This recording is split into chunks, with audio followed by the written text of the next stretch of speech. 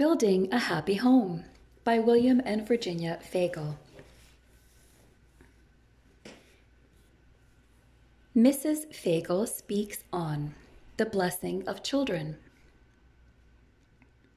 Thus far in these pages, we have traced the elements which make up a happy marriage and the part which both husband and wife can contribute to a successful union. Every young person should either bring to marriage the physical, spiritual, and emotional maturity which it requires, or delay this step until he can. Even after marriage, maturity grows and develops as each learns how to live with the other in this closest of human relationships.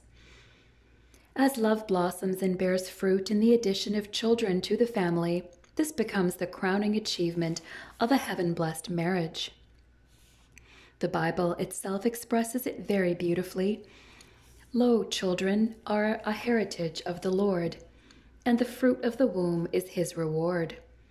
As arrows are in the hand of a mighty man, so are children of the youth. Happy is the man that hath his quiver full of them. Psalm 127, verses 3 to 5. I believe that parenthood is the final step in growing up. If you question my conclusion, consider the concern a parent feels for his tiny, helpless child.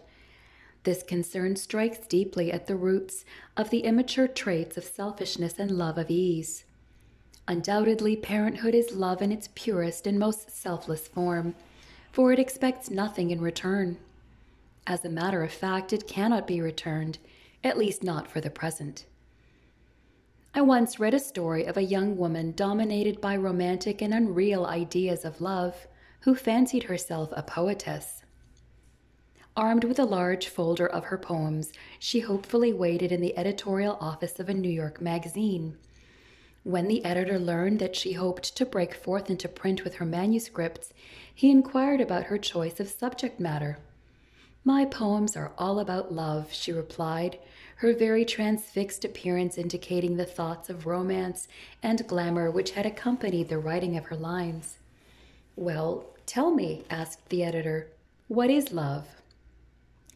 "Love," replied the young woman, casting her eyes heavenward, "is gazing upon a lily pond at night by the shimmering moonbeams, when the lilies are in full bloom and—" "Stop! Stop!" cried the editor, curtly interrupting her. "You are all wrong. I will tell you what love is.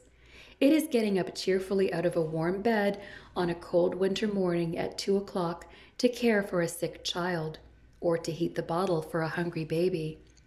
That's real love. I'm very sorry, but I don't think we can use your poems." Many like that editor have learned from very personal experience that there is more to love than shimmering moonbeams when the lilies are in full bloom. I can remember that as a small child, I was often awakened in the early morning by my father descending the basement steps and shaking the ashes from the furnace which had been banked throughout the night. The air in my room seemed desperately cold, but I knew that by the time I would have to leave my snug warm bed, the heat would have started to come up. I remember wondering, how can he get up in this freezing cold house? I felt I could not, but at that time I had not fully learned the power of parental love. I have known couples who, even though unhampered by financial or health limitations, really debated long before starting a family of their own. Perhaps the wife loved to sleep late in the morning, and she knew those days would be gone forever once a little one came to join them. Alas, how true. The husband might have been tempted to delay starting a family because he enjoyed the quiet, well-ordered peace of his home, and he did not look forward to the possibility of anything that might threaten his complacency. Perhaps he might have even felt that his wife would be less of a glamour girl, quote unquote, were she tied down with children and family responsibilities. In surveying the joys of being a parent, I have always felt that children in the home bring more to us than we to them. Is there any better way to learn firsthand a profound respect for God's creative power than contemplating the mystery of life of our own cradled right in our arms? Parenthood brings the supreme incentive to develop the traits of patience and unselfishness. A parent ideally comes to understand the kind of love as beautifully described in 1 Corinthians 13. Love suffereth long and is kind. Love envieth not, beareth all things, believeth all things, hopeth all things, and endureth all things. Love never faileth. Verses 4 to 8. As with God's help, we seek to experience this kind of love for the sake of our children. We are elevated and ennobled. Children in the home give point and direction to all of the events of life which parents will be called upon to meet. A husband and wife well known in public life had waited for many years for the children they had hoped to have, keenly disappointed by the fact that apparently they could not have any. Their joy knew no bounds when finally their 2 children did come along to grace their home. In their own words, they described their different attitude toward life.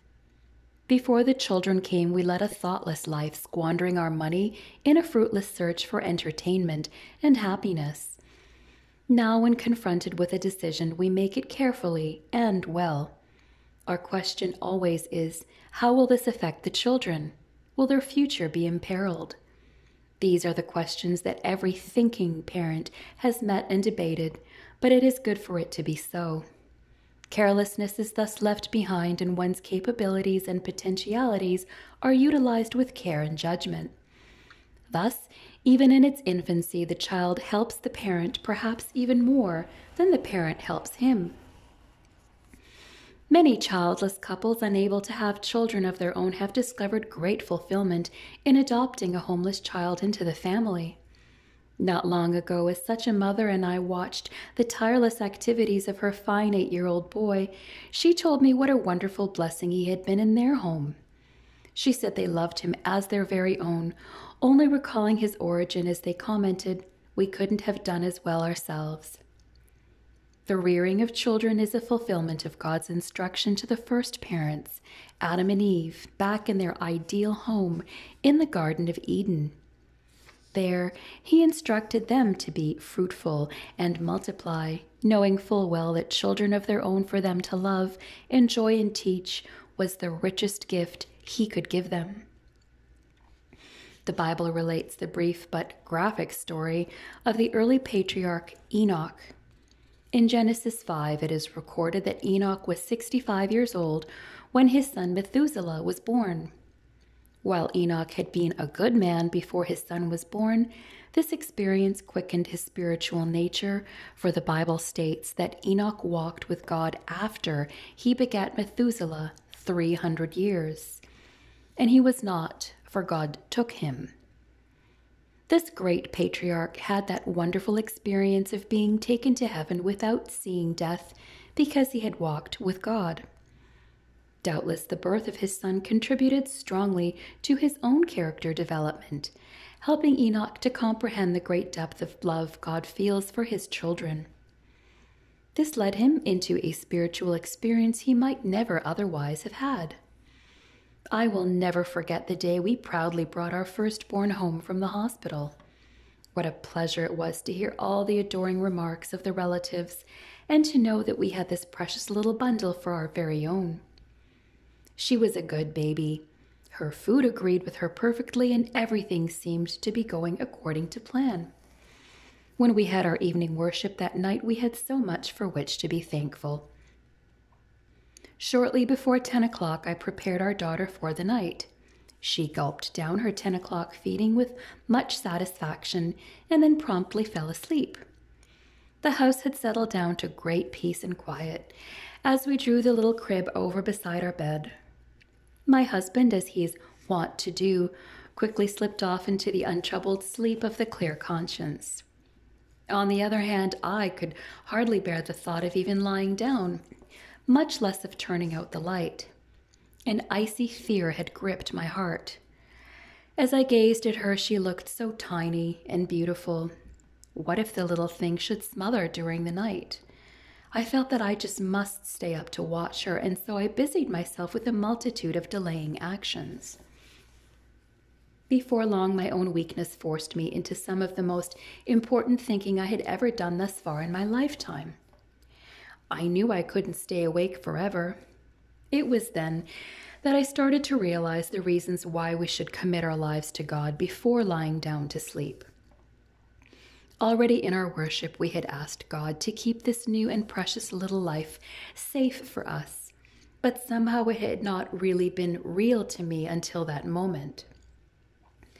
For the first time, I began to comprehend that we had a God to whom we could safely entrust not only our own lives, but also the lives of those who are nearest and dearest to us.